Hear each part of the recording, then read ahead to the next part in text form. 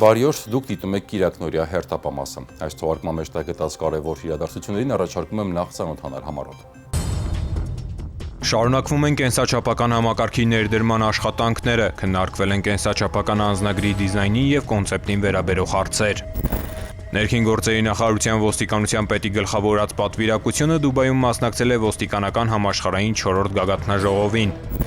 Գիտաժողով նվիրված ռուս-հայկական մարդասիրական արձագանքման կենտրոնի 10-ամյակին։ Ներքին գործերի նախարար Արփինե Սարգսյանի գլխավորությամբ կայացել է աշխատանքային քննարկում նվիրված կենսաչափական անձնագրերի եւ անձը հաստատող այլ փաստաթղթերի դիզայնին ու կոնցեպտին։ Մասնակցել են Հայփաս ընկերության մասնագետներն ու աշխատանքային խմբի անդամները։ Քննարկվել են փաստաթղթերի անվտանգային շերտերը, ձևավորման մոտեցումները եւ կառուցվածքային բաղադրիչները։ Ներքին գործերի նախարար Արփինե Սարգսյանի գլխավորությամբ տեղի է ունեցել աշխատանքային քննարկում կենսաչափական անձնագրերի եւ անձը հաստատող այլ փաստաթղթերի դիզայնին եւ կոնցեպտին վերաբերող հարցերի վերաբերյալ։ Մասնակցել են Հայաստանում կենսաչափական անձնագրերի եւ նույնականացման քարտերի նոր համակարգի ներդրման պետություն մասնավոր գործընկերության ծրագրի շրջանակում դիզայնի աշխատանքային խմբի անդամները եւ կենսաչափական համակարգի ներդրման մրցույթը հաղթած Հայփաս ընկերության մասնագետները։ Նախարար Սարգսյանը նախանշել է անվտանգային եւ էսթետիկ ձևավորման մոտեցումներ, տալով ընդհանրական ցուցումներ եւ ուղղորդումներ։ Գործընկերները ներկայացրել են առաջարկվող կոնցեպտը, անվտանգային պաշտպանիչ շերտերի նշանակությունը եւ ձևավորումը։ Քննարկման առարկա են դարձել նաեւ անձնագրի եւ անձը հաստատող այլ փաստաթղթերի կառուցվածքային բաղադրիչներին վերաբերող հարցեր։ Միջգերատեսչական հանձնաժողովը քննարկելու եւ հաստատելու է բոլոր բաղադրիչները, ապա ներկայացնելու է փաստաթղթերի նախնական տարբերակներ։ ԵՄ վիզաների ազատականացման գործընթացի զարգացումներ, ոստիկանության համակարգում իրականացվող բարեփոխումներ սրանք այն առանցքային թեմաներն էին, որոնք քննարկվեցին ներքին գործերի նախարար Արփինե Սարգսյանի եւ Հայաստանում Իսպանիայի դեսպան Ռիկարդո Մարտինես Վասկեսի հանդիպման ընթացքում։ Կողմերը անդրադարձել են նաեւ փրկարար ծառայության արդիականացմանը եւ կարեւորել երկկողմ համագործակցության խորացումը։ Մայիսի 20-ին ներքին գործերի նախարար Արփինե Սարգսյանը ընդունել է Հայաստանում Իսպանիայի թագավորության արտակարգ եւ լիազոր դեսպան Ռիկարդո Մարտինես Վասկեսին։ Նախարարը ողջունելով դեսպանին կարևորել է երկկողմ, ինչպես եւ Եվրոպական միության շրջանակներում առկա համագործակցությունը։ Արփինե Սարգսյանը ներկայացրել է ներքին գործերի նախարարության կայացման, ինչպես նաեւ ենթակա ծառայություններում ընթացող բարեփոխումների ընթացքը։ Այդ համատեքստում նախարար Սարգսյանը նշել է, որ մի շարք դեպքերում որպես ուղեցույց կիրառվում է հենց Իսպանիայի փորձը ոլորտային բարեփոխումների իրականացման ժամանակ։ Դեսպան Վասկեսը իր հերթին շնորհակալություն հայտնելով ջերմընդունելության համար ընդգծել է իր պատրաստակամությունը խորացնելու եւ ընդլայնելու երկկողմ համագործակցությունը մի շարք ոլորտներում։ Հանդիպան ընթացքում քննարկվել են Եվրոպական միության վիզաների ազատականացման գործընթացի զարգացումները, ոստիկանության համակարգում իրականացվող բարեփոխումները, ինչպես նաեւ քաղաքապաշտպանության եւ փրկարար ծառայության արդիականացմանը վերաբերող հարցեր։ Կողմերը վերահաստատել են փոխգործակցության շարունակականության կարեւորությունը եւ պայմանավորվել համատեղ աշխատանքներ իրականացնել, ընդլայնելու երկկողմ համագործակցության ուղղությունները իշահ երկու պետությունների։ Ցուցադրական վարժանք արտակարգ իրավիճակների տարբեր սցենարներով ավտովթար, պայթյուն, հրդեհ, արգելափակում շենքում, ականազերծում, քարաթափում։ Ուսումնավարժանքի մանրամասները ամփոփել ենք մեկ ռեպորտաժում։ Մայիսի 20-ին ռուս-հայկական մարդասիրական արձագանքման կենտրոնում անցկացվեց ուսումնավարժանք, որը նվիրված էր կենտրոնի գործունեության 10-ամյակին։ Ներկային ներքին գործերի նախարարության փրկարար ծառայության տնօրեն, ներքին գործերի նախարարի տեղակալ ռուս-հայկական մարդասիրական կենտրոնի խորհրդի համանախագահ Կամո Ցուցուլյանը Ռուսաստանի Դաշնության քաղաքացիական պաշտպանության, արտակարգ իրավիճակների եւ բնական աղետների հետևանքների վերացման նախարարի տեղակալ Վյաչեսլավ Բուտկոն, ինչպես նաեւ ներքին գործերի նախարարության ներկայացուցիչներ հյուրեր։ Կամո Ցուցուլյանն ու Վյաչեսլավ Բուտկոն շրջայց կատարեցին օպերատիվ կառավարման բաժնում, ծանոթացան կենտրոնի տեխնիկական հագեցվածությանը, արագ արձագանքման կարողություններին եւ նորարարական լուծումներին։ Ցուցադրական վարժանքը արտակարգ իրավիճակների տարբեր սցենարներով էր՝ ավտովթար, պայթյուն, հրդեհ, արգելափակում շենքում, ականազերծում, քարաթափում եւ այլն։ Փրկարար ջոկատները օպերատիվորեն մարեցին հրդեհը, պարանային տեխնիկայի կիրառմամբ իրականացրեցին տուժածների տարհանում, իսկ բարձրադիր հատվածներում ցուցադրեցին մագլցման հմտություններ, ցուցաբերելով արագ եւ համակարգված արձագանք։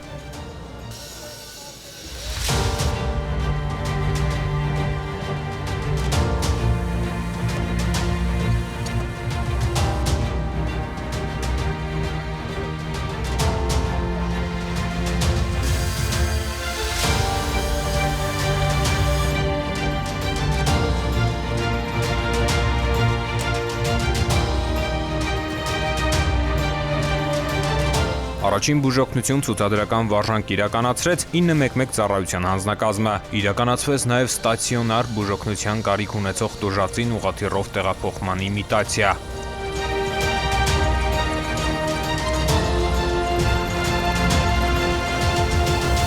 Կենտրոնի տարածքում ցուցադրվեց արտակարգ իրավիճակներում կիրառվող ավտոպարկը, հրշեջ, ջրափրկարարական, 911 առաջին բուժօգնության եւ այլ մասնագիտացված մեքենաներ։ Կամո Ցուցուլյանն ու Վյաչեսլավ Բուտկոն բարձր գնահատեցին կենտրոնի գործունեությունը, ընդգծելով համագործակցության, կուտակված փորձառության եւ արձագանքման արդյունավետ համակարգի կարեւորությունը։ Ավարտին Կամո Ցուցուլյանն ու Վյաչեսլավ Բուտկոն պատասխանեցին լրատվամիջոցների հարցերին։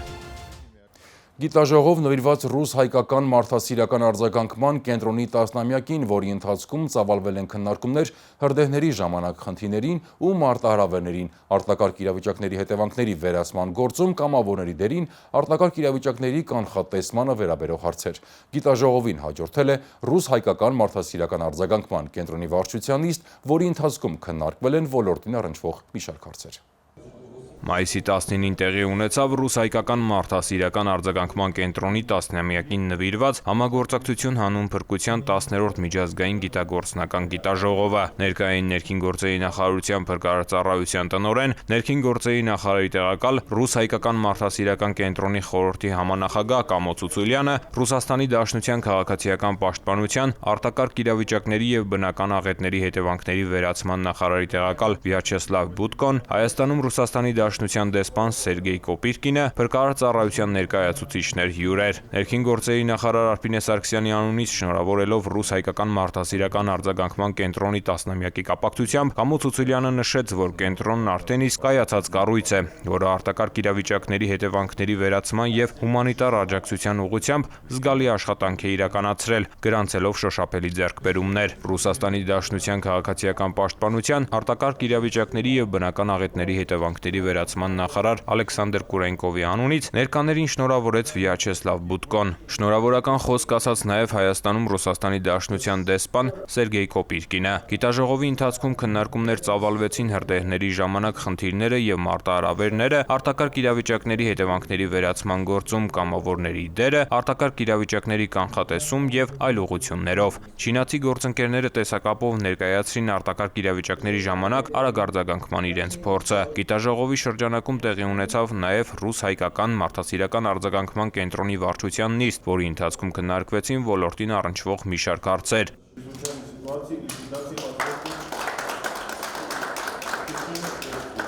Ավարտին մի խումբ ծառայողներ պարգևատրվեցին գերատեսչական մեդալներով եւ պատվոգրերով։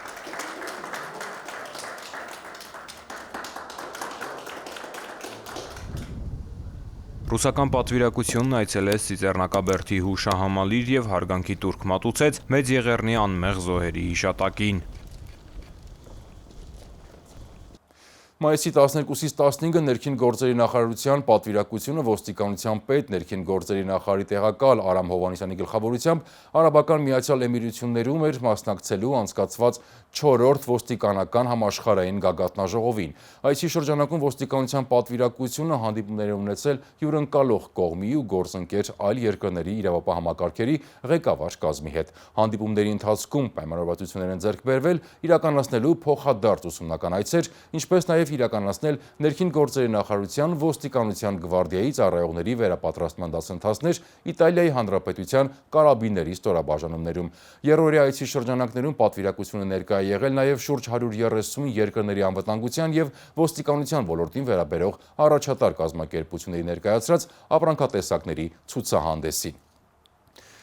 Ներքին գործերի նախարարությունը միացել է ՄԱԿ-ի ճանապարհային անվտանգության համաշխարհային շաբաթվա իրազեկման արշավին, որն այս տարի անցկացվում է անվտանգ ճանապարհներ հետիոտների եւ հեծանվորդների համար կարգախոսով։ Մայիսի 17-ին իրականացված միջոցառման ընթացքում անդրադարձ կատարվեց ճանապարհային երթևեկության կանոնների պահպանման կարևորությունը։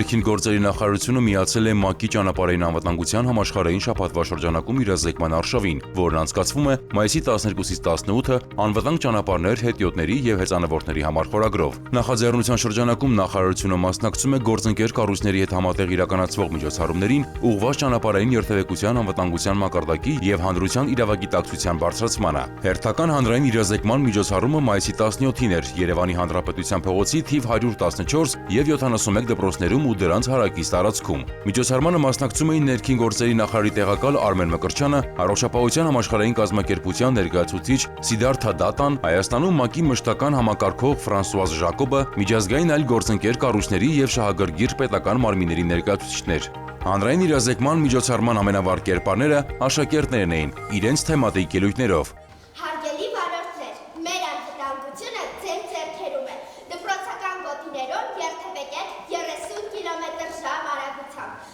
Սա մեզ համար անչափ կարևոր է։ Եկեք միասին աշխատենք, որպեսզի քայլերը դարձնենք անվտանգ։ Հետևեք դպրոցի տարածքում գտնվող ճանապարհային նշաններին։ Դրանք մեզ պաշտպանելու համար են։ Նշանները հապսեցեք, գոտիներ գուշացեք։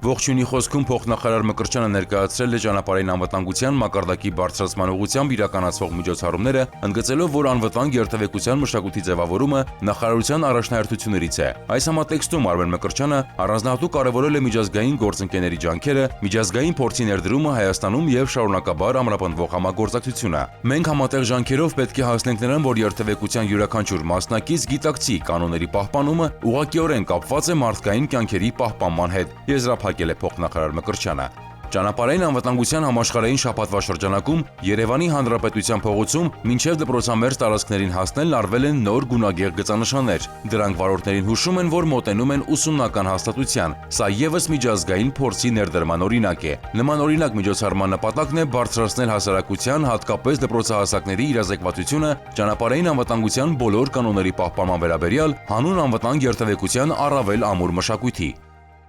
Սպիտակի թիվ 2 հիմնական դպրոցի աշակերտներն ուսումնական վարժանքի ընթացքում դարձել են իրական փրկարարներ։ Երկրաշարժ, փլուզում, հրդեհ թեմաներով անցկացված տակտիկական վարժանքին մասնակցել են ոչ միայն Սպիտակի Հրշեջ փրկարար ջոկատը, այլև հենց դպրոցականները կատարելով տարհանում, առաջին օգնություն եւ փրկարարական տարատեսակ գործողություններ։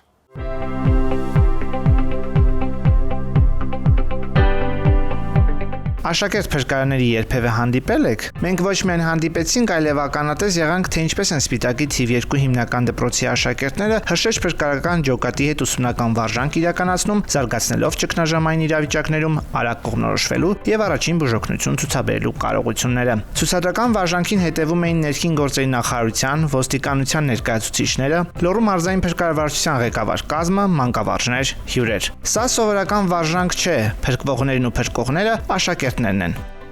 Համագործակցելով Սպիտակի համար 2 հիմնական դպրոցի տնօրինության հետ մենք կազմակերպեցինք հատուկ տակտիկական ուսումնավարժությունը։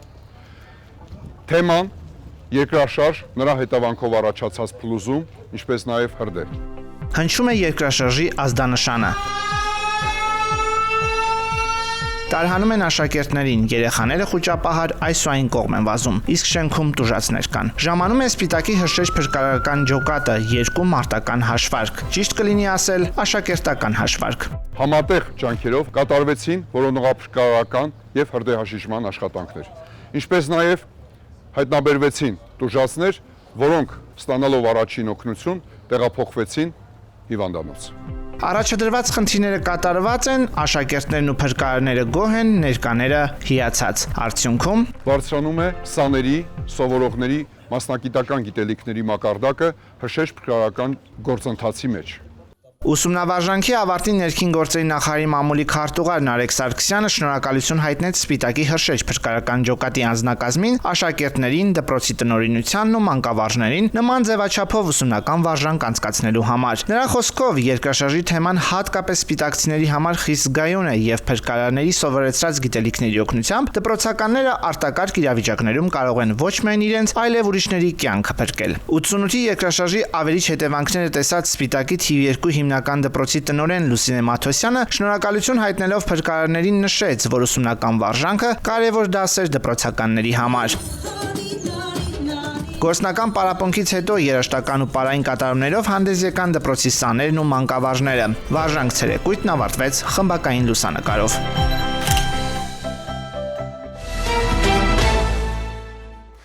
Մենք վերադարձանք եւ շարունակում ենք թողարկումը։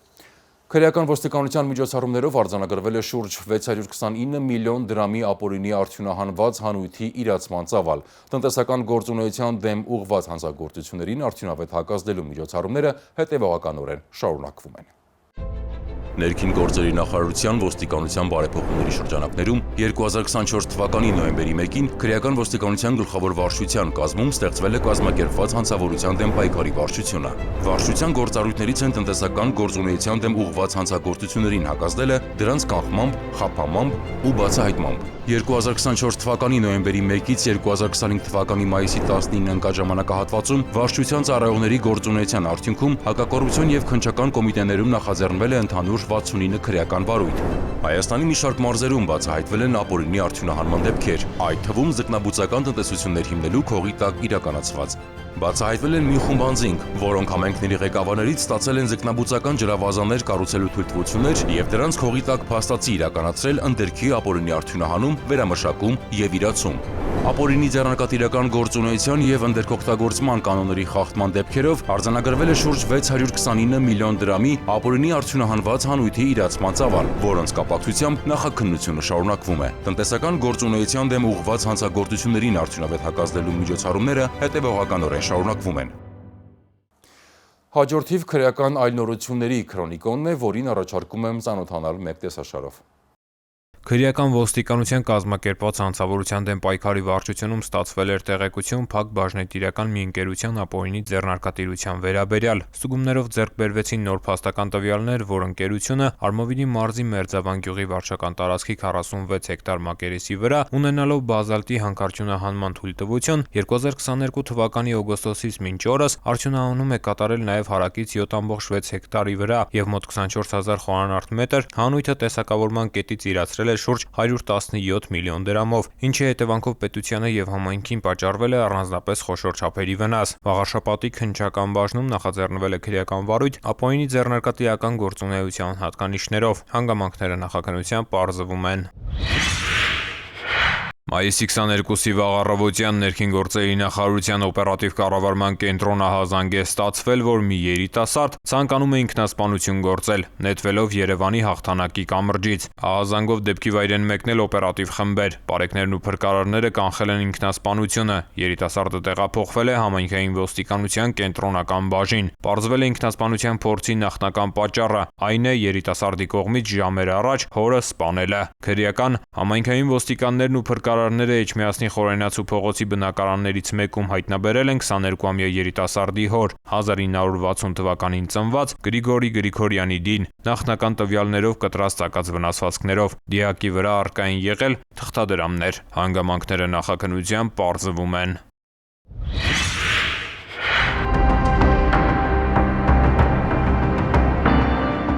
Համայնքային ոստիկանության Մարաշի բաժնի ծառայողները մայիսի 22-ին ստացել էին օպերատիվ տեղեկություն, որ օտարերկրյա երկու քաղաքացի զբաղվում են թմրանյութի իրացմամբ եւ ներկապային գտնվում են Քաջազնունու եւ Զավարյան փողոցների խաչմերուկում։ Ստացված տվյալներն արագիրացվեցին։ Ժամը 22:30-ին Քաջազնունու փողոցում նրանց ձերբակալելու պահին օտարերկրացիները փորձեցին դիմել փախուստի, սակայն ոստիկաններին հաջողվեց կանխել դա։ Նաեւ Մայրաքաղաքում գտնվող ոստիկանության զորքերի մի զինծառայողի օգնությամբ 27 եւ 26 տարեկան երիտասարդները տեղափոխվեցին Մարաշի բաժին։ Խուզարկությամբ 27-ամյա երիտասարդի ուսապարկում հայտնաբերվեց մոտ 140 գրամ սպիտակ փոշե նման զանգված, նախնական տվյալներով առանձնապես խոշոր չափերով PVP, նաև զիպ փականով 40 դատարկ փաթեթ եւ էլեկտրական կշեռք։ Կազմված փաստաթղթերը ներկայացվել են քննչական բաժին, նախաձեռնվել է քրեական վարույթ, հանգամանքները նախաքննությամբ պարզվում են։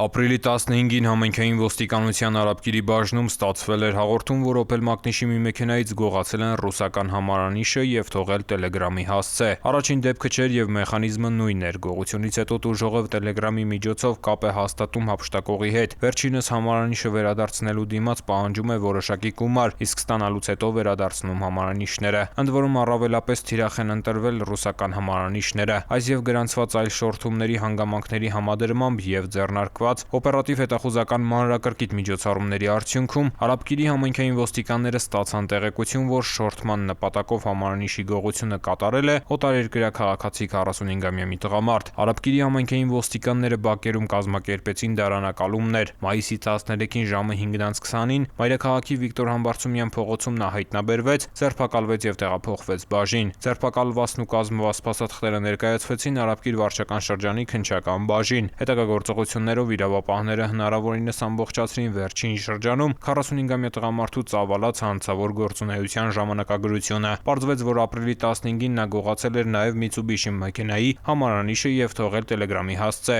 Նույն օրը նույն բախտին էին արժանացել ռուսական համարանիշներով եւս 3 ավտոմեքենայի տերեր։ Ավտոմեքենաների մեկական համարանիշ էր հափշտակել նաեւ մարտի 29-ին, մայիսի 5-ին եւ 7-ին, ու սա դեռ ամբողջը չէ։ 45-ամյա տղամարդուն մեղադրանք է ներկայացվել։ Նախաքննության հանգամանքները պարզվում են։ Ծանուցում ենթադրյալ հանցանքի մեջ կասկածվողը կամ մեղադրվողը համարվում է անմեղ, քանի դեռ նրա մեղավորությունը ապացուցված չէ Հայաստանի Հանրապետության քրեական դատավարության օրենսգրքով սահմանված կարգով, դատարանի օրինական ուժի մեջ մտած դատավճռով։ Շաբաթվա կարևորները այսքանն էին, ես ձեզ հրաժեշտ եմ տալիս, հաջողություն։